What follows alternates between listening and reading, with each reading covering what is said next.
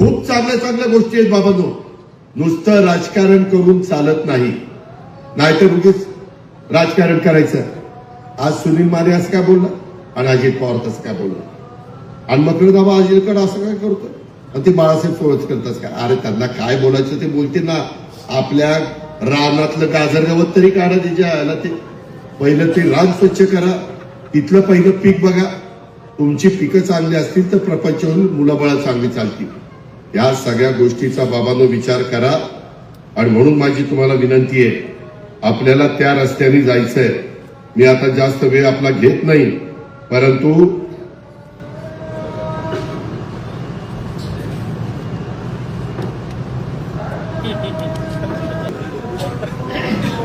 थांबू काय जरा, अजून चालू थांबू.